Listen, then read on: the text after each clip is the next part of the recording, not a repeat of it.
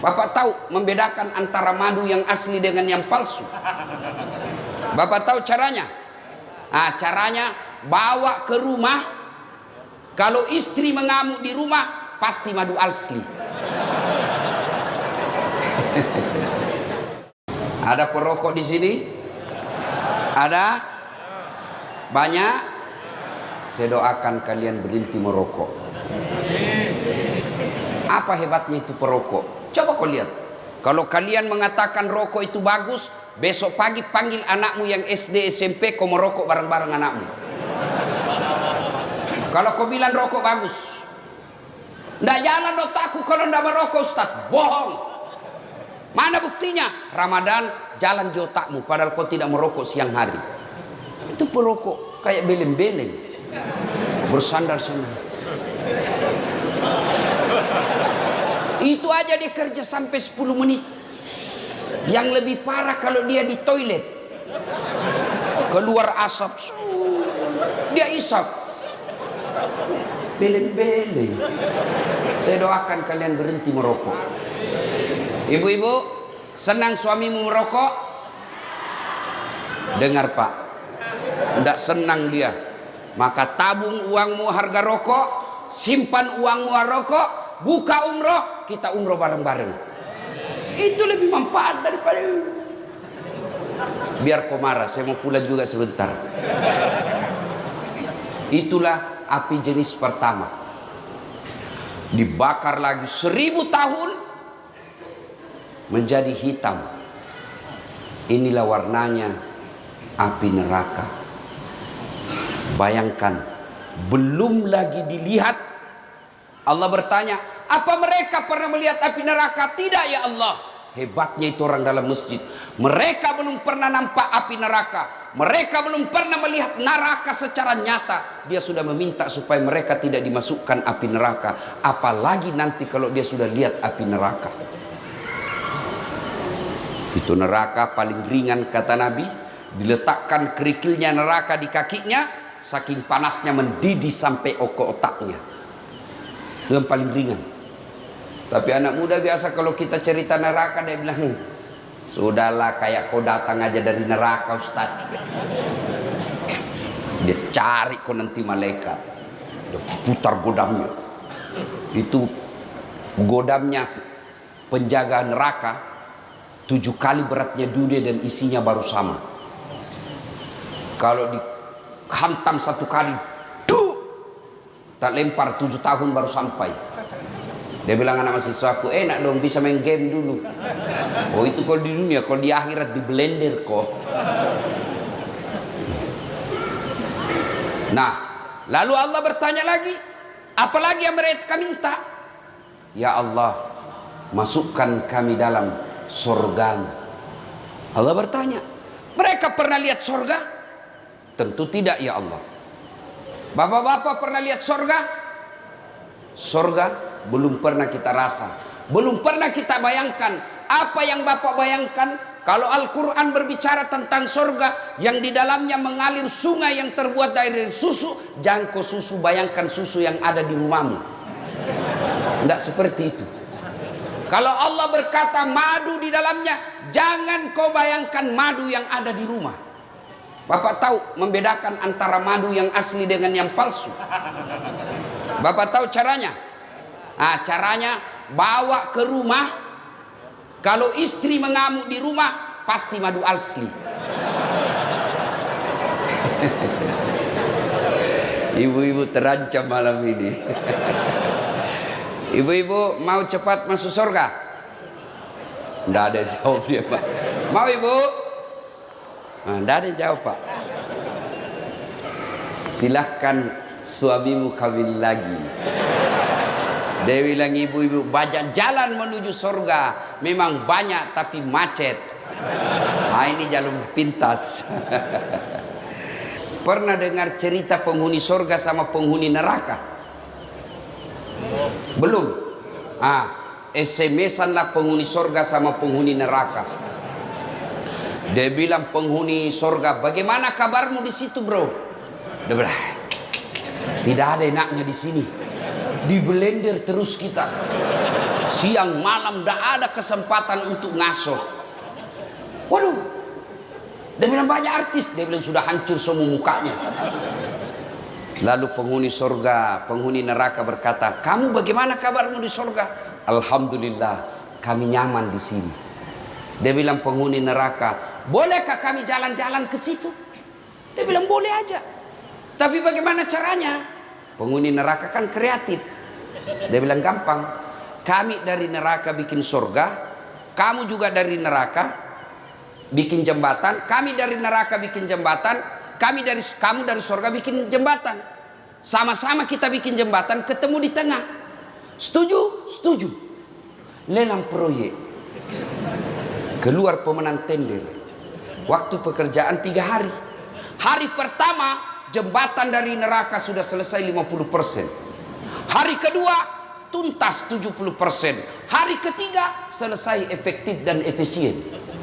Sementara jembatan dari neraka surga belum juga mulai. Lihat, kenapa ini jembatan dari surga belum mulai? Kita sudah sampai di sini.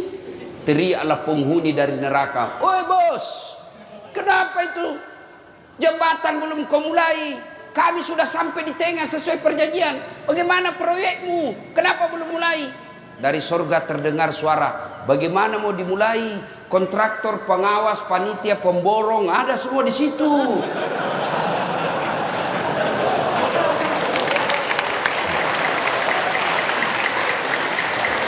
Di sini cuma penghafal Quran, tidak tahu dia hitung kalkulator. Ini biasa di kantor bupati banyak begini. Kontraktor, hati-hati kok. Kau bisa tipu akali Pak Bupati. Kamu bisa tidak dapat sama polisi. Bisa kau sogok penegak hukum, tapi demi Allah kau tidak akan pernah bisa sogok malaikat. Kau kira kau bisa lepas dari pengadilan malaikat? Mentang-mentang kau pejabat mati tembak salvo 17 kali tembakan, tuk, kau kira malaikat mundur? Tambah maju malaikat. Hati-hati. Biasanya yang banyak begitu tim sukses.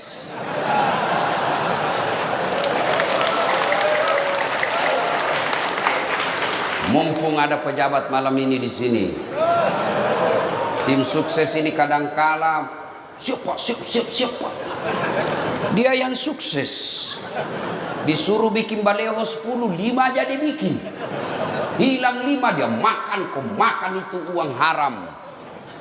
Proyek-proyek palsu, SPJ palsu, nanti juga neraka surga palsu.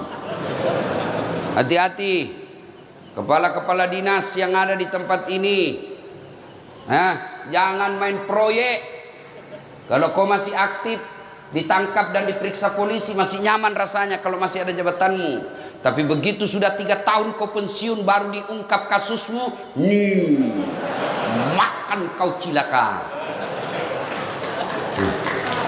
Gara-gara kenapa? Banyak kontraktor-kontraktor begini, belum diresmikan jembatan sudah rusak, belum diresmikan pekerjaannya sudah hancur. Kenapa? Karena juga di kantor sudah ambil 20% sebelum dibangun. Kenapa ada 20%? Karena untuk menampil kada perlu duit banyak. Kenapa perlu duit banyak? Karena kalian juga mau disogok. Coba kalau umat Islam tidak ada yang mau disogok, maka terjadilah pemilihan pemimpin yang betul-betul sesuai syariah. Kalau kau memilih pemimpin sesuai syariah, maka kau akan dapat pemimpin yang baik agamanya, sehingga mereka melayani kamu, bukan dilayani oleh rakyat. Sekarang kalau datang orang sosialisasi, kau bilang wani pero, dikasih kau 300.000 satu kali makan bakso habis. Di 5 tahun kau menderita. Ya kalau 5 tahun, kalau dia 2 periode, dia mau lagi 3 periode, pret.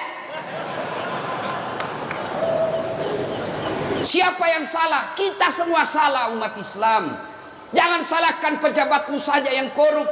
Mulai dari cara memilihmu sudah salah. Coba kalau mereka datang, dia dapat duit, kamu bawa duit, kau rekam. Pak, Kami tidak butuh duit, Pak. Kami butuh masa depan. Biar Bapak tidak bawa duit, yang penting anak kami bisa cari kerja yang baik. Biar Bapak tidak bawa duit, yang penting pertanian kami lancar. Biar Bapak tidak bawa duit, yang penting kami bisa makan, terjamin keamanan, anak-anak kami bisa kerja dengan baik. Bapak tidak usah bayar kami. Tapi begitu kau minta 500 ribu, habis dalam 2 hari, dia tipulah kau 5 hari. Belum diresmikan proyeknya sudah hancur. Dan ketika hancur jembatan, kamu sendiri yang rugi. Ya? Nanti kalau pilkada jangan lagi minta-minta duit. Kalian juga calon pemimpin, jangan kau sogok rakyatmu. Coba kalau tidak ada money politik. Adik-adik kita yang sekolah ke Jawa, sekolah ke Sulawesi, mereka menjadi sarjana pertanian, mereka menjadi sarjana perikanan, mereka menjadi sarjana kelautan, mereka kembali ke Lombok, mereka kembali ke pulaunya, dia terapkan ilmunya, setelah jadi pejabat, dia pejabat cerdas karena memang dia punya kompetensi di situ. Jadi anggota DPR yang kompeten, tidak mendatangkan uang, mengandalkan uang saja. Maka lihatlah sekarang kita. Jadi anggota dewan tidak tahu persoalan. Kenapa? Karena dia hanya banyak duitnya. Ada anggota dewan di sini? Ada? Ada? Banyak. Tidak ada yang hadir, saya lihat. Coba kalau dicoblos, datang semua itu. Pakai songkok, pakai gamis, siap membela rakyat. Dia pasang fotonya di pinggir jalan, terbalik kepalanya. Dia bilang siap jungkir balik untuk rakyat. Pret. Begitu terpilih hilang, tidak pernah ketemu lagi kita. Dia ganti nomor HP-nya. Banyak di sini? Banyak di kabupaten ini? Kau salah, kenapa kau pilih? Lanjut kisah. Ya Allah, masukkan kami ke surga. Lalu Allah bertanya, apa mereka pernah melihat surga? Tidak. Kau lihat itu hambaku yang ada di masjid. Luar biasa imannya kepadaku. Mereka belum pernah lihat surga, dia sudah meminta dimasukkan ke dalam surga. Bagaimana lagi nanti ketika mereka melihat surga? Pasti mereka sangat menginginkannya. Lalu Allah sampaikan kepada seluruh malaikat, hai malaikat, ketahuilah bahwa aku telah mengampuni dosa-dosa mereka yang hadir di tempat itu sebelum mereka meninggalkan tempatnya. Allahu Akbar. Jadi ternyata pengajian seperti ini bukan sekedar dengar ceramah, tapi pengajian seperti ini menghapus dosa dan kesalahan yang pernah kita lakukan. Itulah sebabnya kita mengucapkan Alhamdulillahi Rabbil Alamin. Ketemu Ustadz Dasat, kecewa bos. Apa hebatnya Dasat? Kecil, ceper, kurus. Ada yang tidak enak kalau saya ketemu. Ternyata kecil aja aslinya. Ibu-ibu lebih parah. Dia bilang, itu juga bajunya waktu di YouTube. Alhamdulillah. Itulah sebabnya setiap ada pertemuan, Pak Bupati tadi mengucapkan Alhamdulillahirabbil alamin. Setiap ada pembicara pasti Alhamdulillahirabbil alamin. Kenapa? Pertemuan pengajian begini menghapuskan dosa-dosa. Dan hebatnya lagi, kita bersyukur karena kita punya iman. Ada orang, bapaknya Nabi, anaknya tidak dapat hidayah. Kafir dia. Siapa? Nabi Nuh. Ada orang, anaknya Nabi, bapaknya jadi pengkhianat. Siapa? Ibrahim alaihissalam. Ada orang, suaminya Nabi, istrinya tidak dapat hidayah, kafir, Nabi Lut. Ada orang, paman Nabi, tidak beriman kepada Allah, tidak dapat hidayah, tidak beriman kepada Allah. Siapa? Abu Lahab dan istrinya. Bahkan Quran mengatakan, celakalah Abu Lahab dan istrinya. Kita alhamdulillah di Lombok, bukan kemanakan Nabi, bukan bapak Nabi, bukan istri Nabi, bukan suami Nabi, bukan paman Nabi.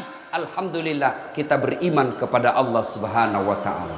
Itulah sebabnya kita alhamdulillah rabbil alamin. Belum lagi ada yang berkata, tapi kan kami miskin Ustaz, tapi kan kami susah cari kerja, tapi kan kami tidak punya harta. Harta kita sesungguhnya paling mahal fi ahsani taqwim. Nih badan kita yang sangat sehat. Bapak, Pak, mau saya kasih hadiah handphone gratis, iPhone 13 512 giga gratis. Mau? Betul, angkat tangannya mau. Oke, tapi begitu saya kasih kau langsung tuli. Mau kok? Mau? Untuk apa handphone kalau sudah tuli? Halo? Hei, rusak lagi nih HP. Halo? Hei, halo? Bukan HP rusak, telingamu yang masalah. Coba. Dan hebatnya lagi Allah kasih kita ini telinga, 2 pasang, tempatnya sangat spesial. Apakah pernah Bapak bayangkan bagaimana seandainya telingamu satu di bawah ketek? Halo? Ya, kok di mana? Satu lagi di bawah pantat. Halo? Alhamdulillah. Dan hebatnya lagi di telinga, dia bisa bedakan mana bunyi handphone, mana bunyi kentut. Dan tidak pernah kursus. Apa pernah kalian kursus membedakan bunyi? Allah sertakan cara membedakan mana gelas jatuh, mana piring jatuh tanpa kau lihat. Ini saya baru 2 hari bermasalah, saya rasa telinga saya karena terlalu banyak terbang, selalu mendegung. Baru 2 hari. Saya bersyukur. Ternyata ada nikmat Allah yang saya abaikan selama ini. Nikmat ini telinga yang tidak sakit. Coba ini telinga. Kalau suruh bayar Pak, berapa mahalnya? Mau lagi saya kasih Pak. Handphone 4 kameranya. 4 kameranya Pak. Bapak-bapak yang sudah tua, untuk apa kau beli handphone mahal-mahal 4 kameranya? Nah cuma 1 istrimu. Kecuali 4 istrimu ya 4 kameranya. Kamera 1 istri pertama. Iya. Ini ada kamera mahal. Kamera yang saya bawa itu lebih 100 juta. Tapi apa itu yang mahal? Bukan. Biar kau punya kamera begitu ndak ada matamu. Ayo. Dan biar Bapak punya kamera harga lebih 100 juta, Bapak tidak punya ilmunya, Bapak tidak bisa pakai. Foto-foto. Ya setengah badan, 1,5 badan betul, ternyata pusat ke bawah. Harus Bapak tahu berapa kekuatan cahaya yang ada waktu ambil gambar. Beda ketika luar dan di dalam. Itu harus ditahu semua. Berapa jarak dari mata kita, kamera ke objek, itu harus ditahu. Ada zoom in, zoom out, diputar. Punya duit 100 juta belum tentu kalau kau tidak bisa pakai ilmunya. Punya ilmunya tidak ada uangmu belum tentu kau bisa ambil pakai. Tapi alhamdulillah ada Allah kasih kita kamera namanya mata. Dia punya lensa namanya retina. Dia punya zoom out, zoom in namanya pupil. Dan hebatnya mata kita Allah sertakan yang namanya sensor. Dia bisa bedakan mana istri, mana tetangga. Bayangkan Pak Bupati, seandainya Bapak tidak bisa bedakan mana istri, mana pegawai. Kenapa lain-lain rasanya malam ini? Ternyata security. Coba, hebatnya di mata. Bapak buka, langsung fokus. Tidak perlu kau putar-putar. Bayangkan seandainya ini mata harus diputar dulu kalau perang, maka polisi lebih dulu ditembak sama penjahat. Ada polisi di sini? Ada? Jangan kau musuhi polisi anak muda. Kau kira enak hidup kalau tidak ada polisi? Kau kira enak hidup kalau tidak ada polisi di Indonesia? Bayangkan susahnya kita kalau tidak ada polisi. Diserobot tanahmu, siapa kau cari? Hartamu dijarah, anakmu diperkosa, istrimu dibunuh, siapa kau cari? Siapa? Polisi. Dirampok rumahmu, siapa kau cari? Penghafal Quran. Tidak selesai. Siapa kau cari? Polisi. Makanya jangan musuhi polisi. Bahkan saya selama ada di Pulau Lombok ini, saya dikawal polisi. Pun kalau ada polisi yang minta-minta uang di jalan, itu polisi film India. Kau melanggar. Kau tidak lihat ini rambu-rambu? Saya lihat, Pak. Kenapa kau langgar? Saya tidak lihat Bapak. Kenapa kau tidak lihat saya? Bapak sembunyi di tikungan. Karena hari itu besok langsung begitu saja. Saya tilang kamu. Ada surat-suratku, Pak, lengkap. Saya tilang kamu. Kenapa Bapak tilang saya? Kau pembohong. Maksudnya apa, Pak? Motormu Honda, jaketmu Yamaha. Dia tulis surat tilang. Marah ini anak mahasiswa ditilang. Bapak juga pembohong. Ngaku polisi baru pulpenmu pilot. Itu polisi film India, bukan polisi Indonesia. Bapak tahu enggak? Kenapa kita bisa tablik di sini? Sekarang, enggak seperti sebelum awal-awal Covid. Dua sebabnya. Satu, diizinkan polisi. Biar Pak Bupati mau, polisi tidak mau, enggak jalan. Yang kedua, karena mayoritas kita sudah vaksin. Ibu bapak saudara-saudara sekalian, poin pertama, bersyukur Allah kasih kita iman, Allah kasih kita kesehatan. Mau lagi saya kasih contoh? Mau lagi? Pentingnya kita bersyukur dengan kesehatan ini. Pak Bupati kasih kita mobil gratis. Mau? Mobil gratis, mau? Mau? Mau. Tapi begitu dikasih kuncinya, bapak langsung lumpuh. Mau? Berarti alat transportasi yang paling mahal bukan Toyota, bukan Honda, bukan Yamaha. Tapi apa alat transportasi paling mahal? Kaki yang sehat. Maka kita bersyukur dengan ucapan hamdalah, alhamdulillahi rabbil alamin. Yang kedua, setelah bersyukur dengan lisan, maka kita bertafakkur. Apa itu bertafakkur, Ustadz? Mengevaluasi diri, menimbang-nimbang seberapa banyak nikmat Allah berikan, kita pergunakan untuk amar ma'ruf nahi mungkar. Alhamdulillah jadi bupati. Tidak semua orang bisa jadi bupati. Alhamdulillah. Sebagai rasa syukurnya, manfaatkan jabatan untuk mengantar orang masuk surga. Pak Bupati, keliru seorang pejabat ketika tidak memudahkan jabatannya masuk surga. Saya ceramah, ayo sholat, jangan hamar, mari berjamaah. Paling yang dengar 10, yang laksanakan 1.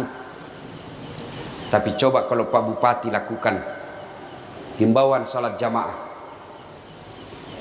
Datang sholat jamaah subuh. Assalamualaikum warahmatullahi. Assalamualaikum warahmatullahi. Cari mana ini kepala dinas PU? Tidak pernah juga hadir-hadir saya lihat salat jamaah. Ajudan langsung telepon, Pak Kadis, dicari kok sama Pak Bupati. Katanya beliau tidak pernah kau dilihat salat jamaah. Besok Pak, belum azan sudah ada di masjid. Itu hebatnya kalau ada jabatan. Iya toh? Saya jadi Kapolres. Beda ketika Kapolres menyampaikan nahi mungkar dengan seorang ustaz. Jangan hamar, jangan mabuk, jangan narkoba. Pemabuk dia kasih kempes ban motorku. Dia kencingi saya punya mobil. Kalau ustaz amar ma'rufnya nahi mungkarnya Pak, 100 yang dengar, 2 orang laksanakan, sudah hebat. Tapi coba kalau dia Kapolres, awas. Saya dapat kau mabuk, saya tangkap kau kasih masuk kau bui. Berhenti dia mabuk Pak. Iya. Maka kalau bersyukur kepada Allah, ayo gunakan nikmat Allah untuk mendekatkan diri kepada Allah. Itu pejabat. Kalian dia diberi nikmat ustadz, punya ilmu, Syukuri dengan cara apa? Gunakan ilmu itu mengajak orang untuk amar ma'ruf nahi munkar. Mendakwah, dakwalah yang rahmatan lil alamin. Dakwah yang diajarkan leluhur tuan-tuan guru kita yang ada di Lombok. Zaman dulu tuan-tuan guru kita yang ada dari Lombok ini tidak ada mendakwah dengan memaki dan mengkafir-kafirkan orang.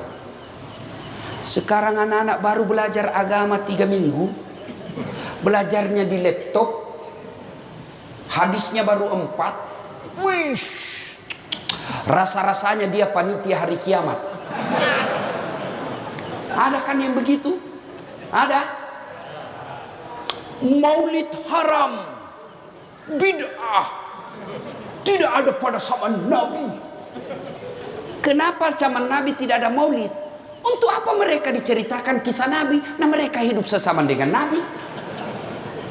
Untuk apa diceritakan masa hidupnya Nabi? Mereka lihat Nabi. Ya wajar mereka tidak maulid.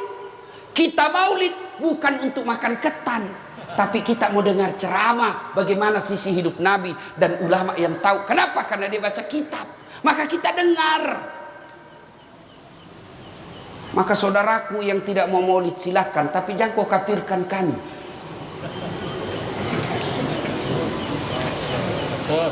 Barasanji, tahlilan, haram, masuk neraka. Bos, kamu pegang kunci neraka.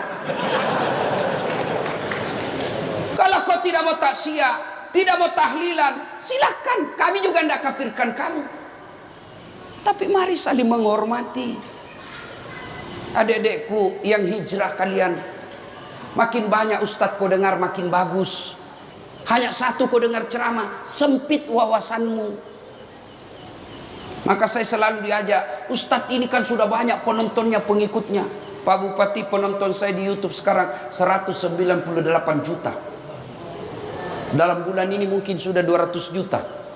Maka orang minta, ustadz bikin sahabat Ustadz Dasat Latif. Jangan, semua sahabat saya. Kalau ada sahabat Dasat berarti ada bukan sahabat saya. Semua sahabat, orang kafir, orang tidak beragama sekalipun sahabat saya. Bahkan artis pun. Dengar gitu kata. Semua sahabat kita. Kalau kita milih-milih ustadz, dan kalian ketika dengar dakwah, selesai ustadz ini dengar, selesai ustadz ini dengar, selesai dengar ini, jangan kau jadi hakim dewan yuri. Kalau ustadz Dasat ceramah nyaman, enak biar 2 jam. Tapi kalau ustadz itu ngantuk. Jangan, amalkan ilmunya. Jangan kau banding-bandingkan gurumu. Amalkan saja. Makin banyak guru kau dengar makin bagus. Makin banyak kitab kamu baca makin enak. Jangan sempit hanya satu. Ketika kau dengar ini, oh menurut ustadz ini begini, menurut ustadz ini begini, menurut ustadz ini begini. Setelah itu silahkan kau sholat istikharah. Setelah itu lakukan apa kau yakini benar tanpa kau salahkan orang lain. Coba Imam Syafi'i mengajarkan kunut ketika subuh. Punya murid namanya Imam Ahmad. Ketika Imam Ahmad pergi ziarah kubur ke makamnya Imam Syafi'i, Imam Ahmad kunut. Diprotes sama muridnya. Ya Imam, Anda mengajarkan tidak kunut. Kenapa kau kunut? Kata Imam Ahmad, saya menghargai pendapatnya Imam Syafi'i. Kalian bukan imam. Kalian tidak hafal hadis ribuan. Baru orang sampingmu tidak kunut. Kunut.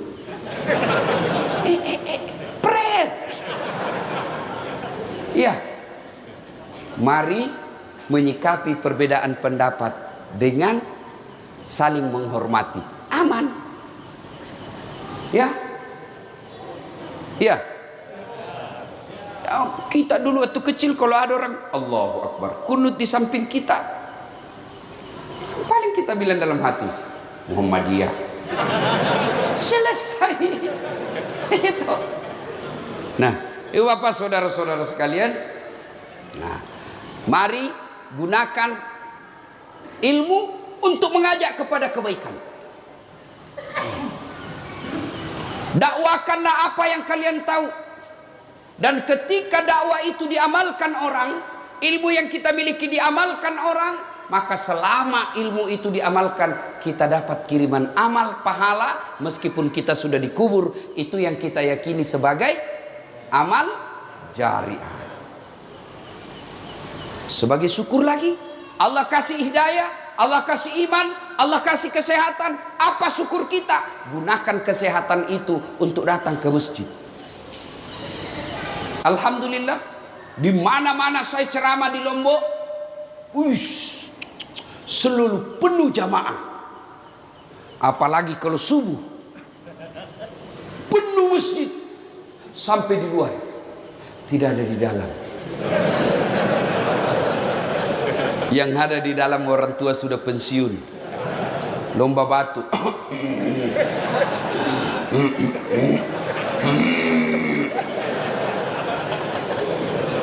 Tapi alhamdulillah, Lombok kita kenal dengan 1000 masjid.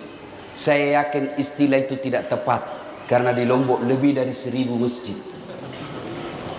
Tapi untuk apa ada masjid 1000 kalau sepi dari pengunjung?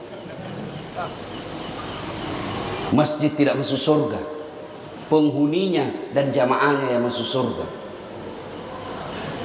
Kenapa orang malas ke masjid? Satu, karena dia tidak lihat pahalanya. Coba kalau Pak Bupati umumkan, siapa yang datang sholat berjamaah subuh diberikan pembeli beras 200.000, kuota 100.000.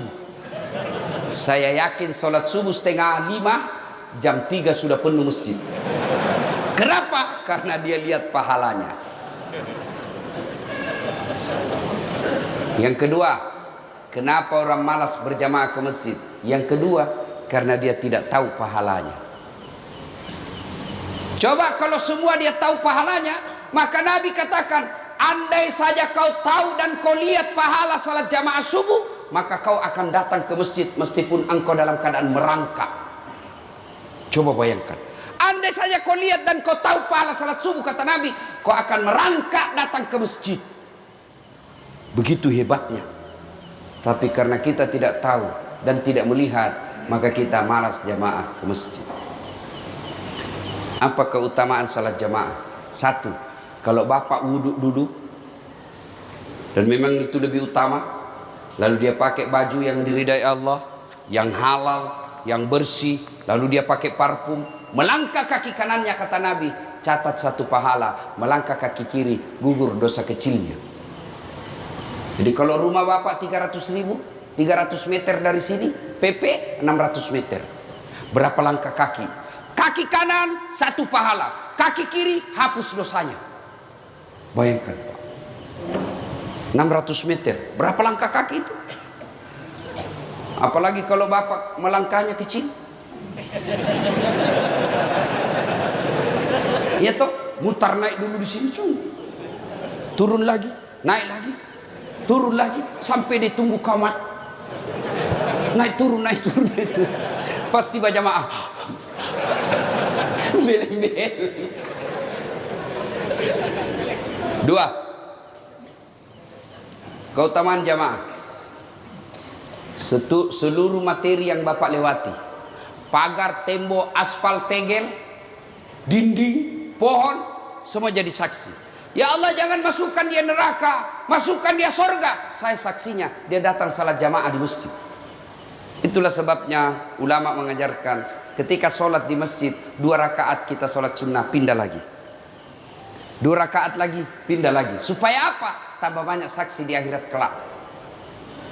Itulah juga sebabnya Nabi mengajarkan, kalau kau berjamaah ke masjid, usahakan lain jalan waktu pergi datang, lain pula jalan waktu pulang. Datang dari sana, pulang dari sana. Putar. Jangan juga salah paham. Teman-teman dengar ini, dia ke pasar dulu, ke terminal, sampai di sini sudah selesai berjamaah. Beleng-beleng. Apalagi kalau gerimis seperti hari ini, atau terbang debu, melengket debu di badan, di baju, basah debu baju kita karena gerimis. Yang basah itu, yang debu itu akan menjadi pelindung kita agar tidak disentuh api neraka. Maka kalau gerimis begini Pak, tenang aja, basah baju, itu yang menjadi mantel agar kita tidak disentuh api neraka. Jangan juga salah paham. Mentang-mentang sudah dengar begini, dia tunggu hujan keras. Sudah keras, dia buka payung, dia jalan. Dongo. Ya. Apalagi keutamaan berjamaah 27 kali lipat. Artinya apa? Satu kali salat jamaah 27 kali salat di rumah baru sama. Hidupkan jamaah.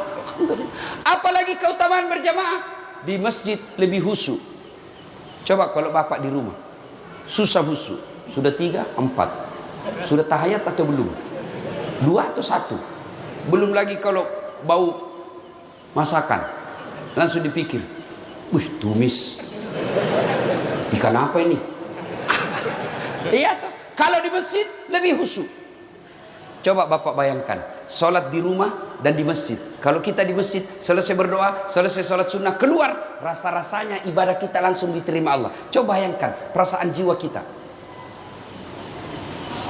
Apalagi keutamaan berjamaah di masjid. Di masjid 27 kali lipat. Apalagi ada doa bersama. Meskipun ada juga mengatakan tidak ada itu doa bersama. Kalau tidak ada doa bersama, tidak mungkin Nabi khutbah Allahumma ghafir lil mu'minina wal mu'minat wal muslimina wal muslimat al ahya'i minhum wal amwat. Tidak mungkin ada doa itu kalau tidak ada doa bersama. Apa keutamaan doa bersama? Ada ustadz mimpin doa, alim, di belakangnya ada penghafal Quran, di belakangnya ada anak yatim mengucapkan amin, sehingga doanya Pak Imam dikabulkan karena ada orang-orang yang makbul doanya. Itulah sebabnya Pak Imam selalu dianjurkan kalau bapak mimpin doa, kasih dengar suara, jangan juga terlalu kencang, yang penting didengar jamaah, dan bacalah doa yang umumnya orang hafal. Yang kita berdoa tidak ditahu apa dia minta, kita di belakang amin amin saja, amin. Dia doa silent, amin. Berdengar juga bos. Siapa tahu jadi imam anak muda bujang, ya Allah berikan kami jodoh. Dia bilang bapak di belakang amin. Dia bilang pula istrinya di belakang amin. Kau setujui suamimu kawin lagi? Dia bilang, ibu kenapa itu Ustadz poligami terus dicerita?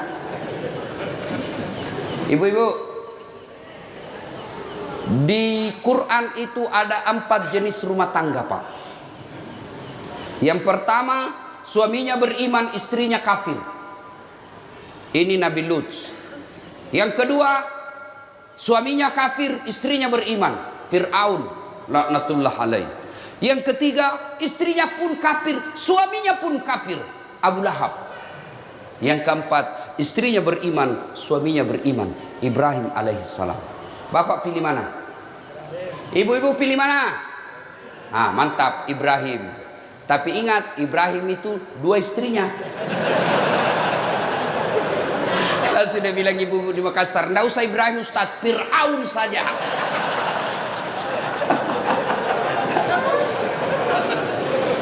Ayo. Nah, apalagi penyebab orang malas berjamaah ke masjid? 3, manajemen masjid tidak bagus. Apa disebut manajemen masjid tidak bagus? Ya, kita lihatlah itu masjid. Karpetnya sudah 7 kali lebaran tidak pernah diganti. Begitu kita sujud, wih banyak pula semut. Bengkak kita punya jidat. Masih baik kalau jidat Pak, biasa bibir. Mic-nya sudah takbir Allahu Akbar langsung story. Mau diperbaiki, kita sudah takbir, terpaksa ditunggu sampai selesai sholat Pak. Kau ketawa karena pernah semua kau alami toh. Apalagi dapat lagi penceramah dari mulai salam pertama sampai terakhir neraka terus dia cerita Pak. Ditusuk pantatmu, ditusuk 2 digunting kamu. Dia bilang anak muda, jawab kau pemesti bikin takut-takut saja itu Pak Ustaz. Iya toh. Dapat lagi apa Pak? Muadzinnya, orang tua sudah pensiun, sesak napas.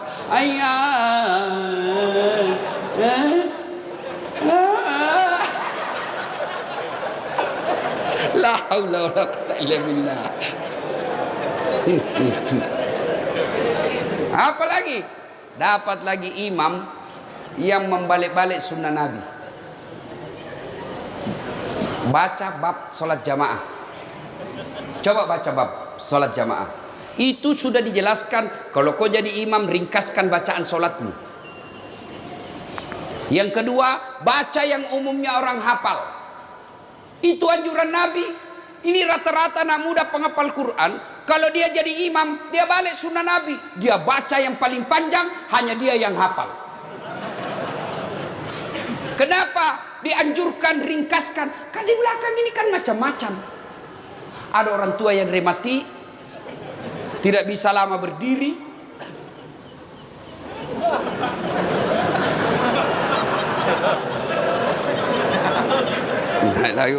Belum selesai, jatuh lagi kepalanya ke sini. Baik kau siksa orang tua. Ada juga ibu-ibu yang mau sekali kentut. Ada anak muda yang lupa kunci motornya. Wih, namanya Pak Imam Hina sudah semotorku. Ya, ada pegawai honor yang pakai sepatu sewa. Sepatu baru dibeli kasihan. Hilang sudah sepatuku itu. Ya, iya toh. Itu makanya Nabi katakan ringkaskan bacaanmu. Yang kedua kata Nabi, baca yang umumnya orang hafal. Tujuannya apa? Satu, kalau orang hafal bacaan, kita bisa husu ikut. Imam baca wadduha, kita enak ikutnya. Kenapa? Kita hafal. Begitu dia membaca surah Al-Anfal, dia husu dengan bacaannya, kita husu dengan hayalan.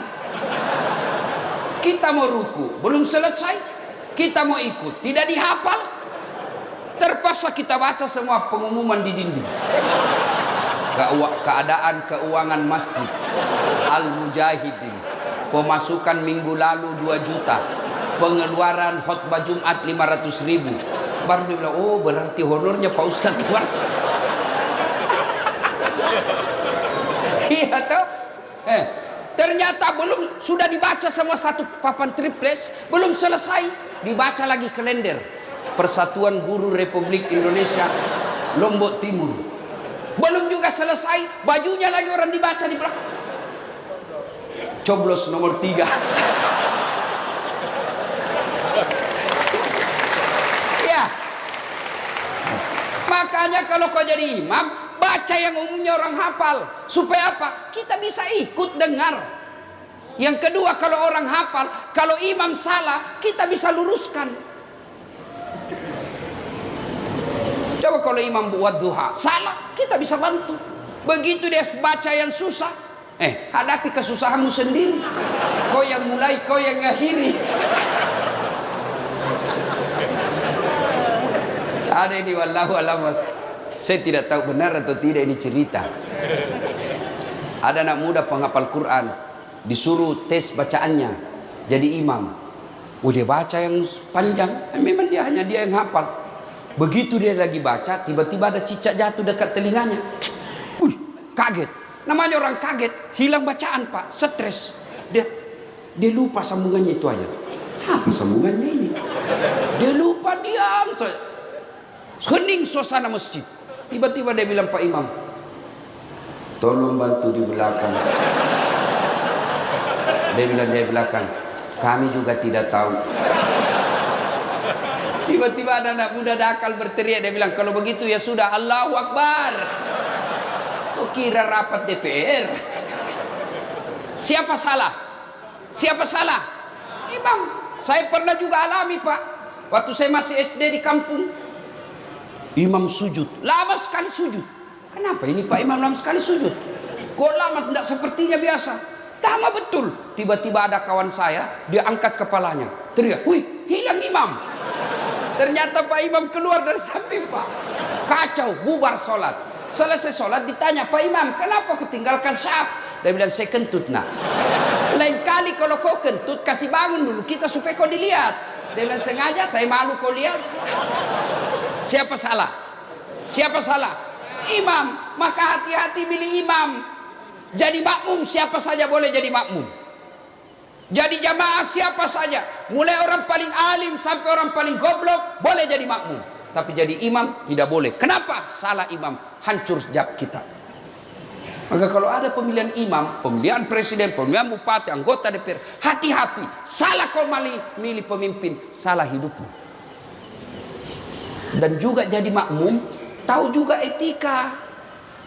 Kalau kau jadi makmum, Nabi katakan, kalau kau pergi berjamaah, sikat gigi pakai parfum. Itu tujuannya apa? Agar itu adab kau pelihara. Kenapa disuruh pakai parfum? Karena kita akan berdekatan dengan orang lain. Supaya apa? Bau badanmu tidak mengganggu sholatnya orang lain.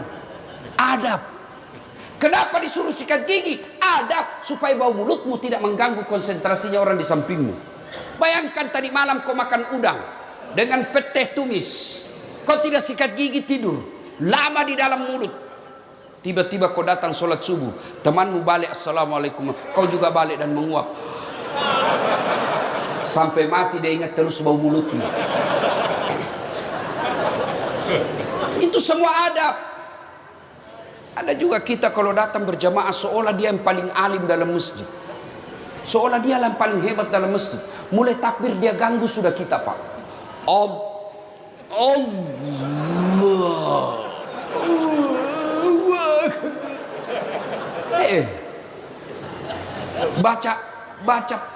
Baca Fatihah kayak dia mau gigit telinga kita, Pak.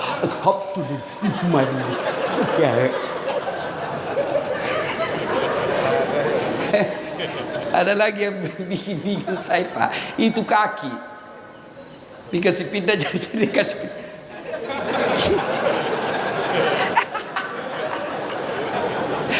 Ada saya sholat, saya kasih pindah, dia kasih pindah lagi, saya kasih pindah lagi, dia kasih pindah, saya langsung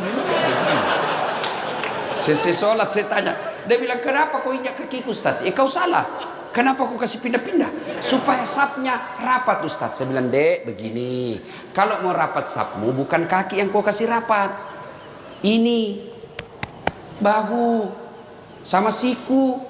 Bisa jadi rapat kakimu rapat, jari-jari kakimu rapat, tapi sapmu renggang.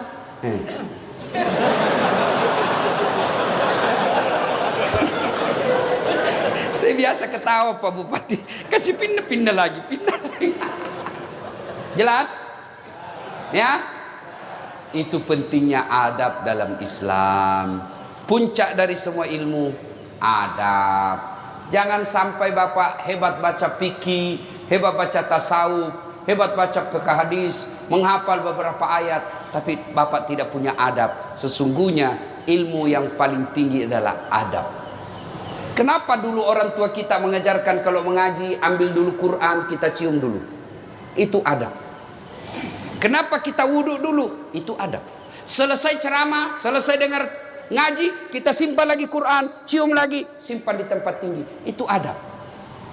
Maka kalian kalau datang ke masjid, adik-adikku ini yang baru belajar agama, kamu tidak mau doa bersama, tidak mau zikir bersama, kita hargai, tapi jangan kau ambil saf paling depan. Karena biasanya kalian selesai sholat, assalamualaikum warahmatullahi, assalamualaikum, langsung melangkah.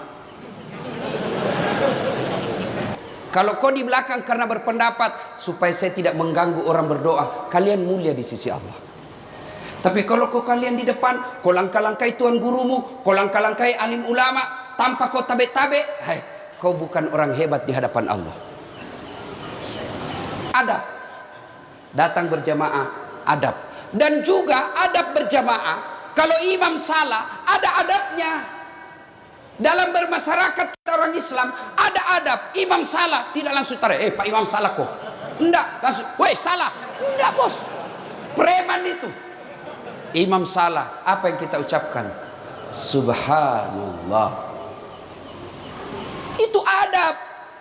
Kalau kau demo silahkan, tapi jangan bakar fasilitas umum. Kau demo silahkan, tapi jangan kau ganggu orang lain. Itu Islam mengajarkan. Silahkan kau tidak setuju dengan pemerintah, tapi jangan merusak fasilitas umum. Kau mendemo silahkan, tapi jangan kau kata-kata kasar. Itu adab. Jangan mentang-mentang imammu salah kau tarik kakinya. Dan imam juga kalau salah tahu diri, mundur. Jangan bilang pura-pura tidak dengar. Batallah salat kita. Nah, alhamdulillah di kabupaten kita ini makmumnya baik, imamnya baik. Mudah-mudahan Allah memelihara kabupaten kita ini. Ketiga, masa pandemi ini tidak pernah kita prediksi, tidak pernah kita sangka. Banyak orang bangkrut, banyak orang tiba-tiba tidak punya pekerjaan, bahkan ada di antara kita keluarganya meninggal, karib kerabatnya meninggal, bahkan ada kawan saya ibu bapaknya meninggal dan adiknya juga meninggal. Covid tentu tidak ada yang Allah hadirkan di dunia tanpa tujuan. Ambil hikmah, ambil pelajaran, ambil iktibar dari semua kasus-kasus. Allah hadirkan ini kalau kita bersabar menjadi amal. Kalau kita tidak kena Covid, bersyukur menjadi amal. Semua perkara umatku, kata Nabi, semua baik. Dia sehat bersyukur, alhamdulillah. Dia kena musibah bersabar, sabarnya, penyakitnya menggugurkan dosa-dosanya. Yang keempat, ketika menghadapi masalah seperti ini, introspeksi diri. Dan cara paling baik mengintrospeksi diri kita, periksa sholat kita. Sholat diperbaiki. Adik-adik sekalian, kalian mau mencapai dunia, sholatlah. Sholatlah. Kecil buat Allah. Memberikan apa yang kamu mau, kecil buat Allah. Kalian berdoa, ya Allah berikan saya jodoh, Allah dengar. Ya Allah perbaiki ekonomi keluargaku, Allah dengar. Ya Allah sembuhkan penyakitku, Allah dengar. Ya Allah jadikan saya kepala dinas pendidikan, Allah dengar. Allah semua dengar keluar kita.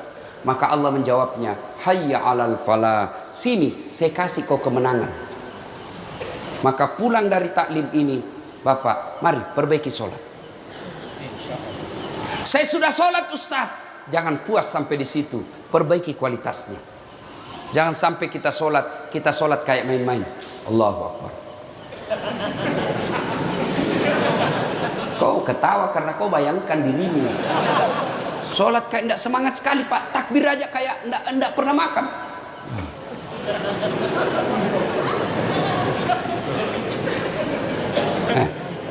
Ayo, bisa jadi itu penyebab hidupmu susah. Sholat, ada yang tanya, Ustaz, bagaimana sholat? Boleh tidak pakai celana dalam? Boleh, tapi bayangkan kalau Bapak ruku, Bapak ketemu bupati tidak pakai celana dalam, kan tidak enak rasanya risih-risih. Pak. Ayo, mari tingkatkan kualitas sholat kita. Perbaiki baju kita pakai menghadap kepada Allah. Dalam surah Al-Jum'ah pakai baju yang baik. Jangan sampai kita sholat itu juga baju mencuci, dipakai jual ikan, dipakai ke pasar, dipakai ke sawah, pakai main futsal, pakai tidur, kau pakai lagi sholat. Ingat, ada dalam Al-Quran, fawailul lil musallin, celaka orang-orang yang sholat. Siapa? Mereka yang lalai dalam sholatnya. Siapa yang lalai dalam sholatnya? Mereka yang tidak memperhatikan rukun-rukunnya sholat, terutama ketika tumak nina.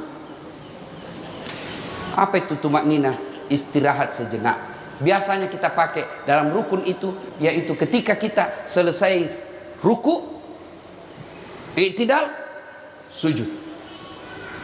Ada orang itu tumak nina. Misal, Allah, sami Allahu liman hamidah.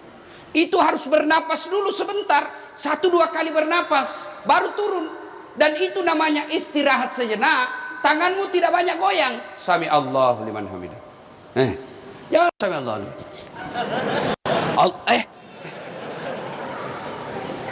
Yang ketawa, saya serius ini.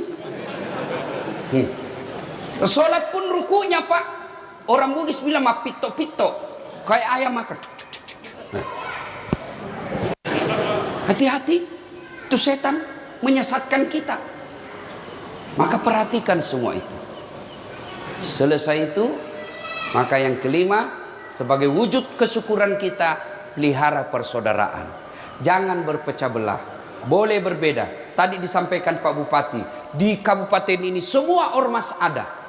Semua organisasi masyarakat ada. Organisasi politik ada.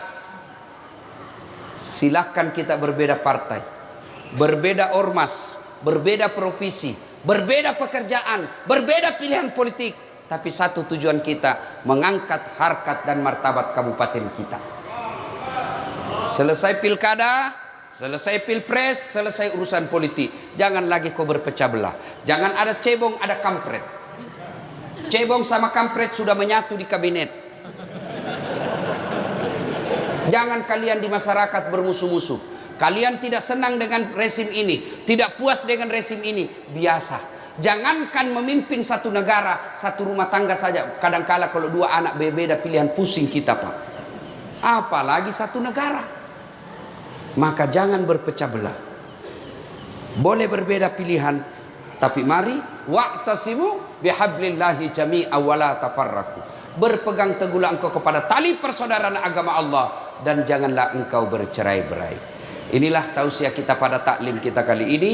Mudah-mudahan ada manfaat. Ingin rasanya berlama-lama, tapi apa boleh buat, waktu yang membatasi kita.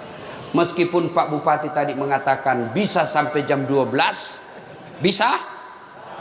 Mampu? Siap? Saya yang tidak mampu. Karena saya capek, masih perlu perjalanan panjang lagi. Doakan saya sehat walafiat. Mohon keikhlasannya membacakan suratul Fatihah, kesembuhan untuk telinga saya. Bisa ya? Nah, ila hadratin Nabi Mustafa Muhammad sallallahu alaihi wasallam, summa hususil das'at latif. Al-Fatihah.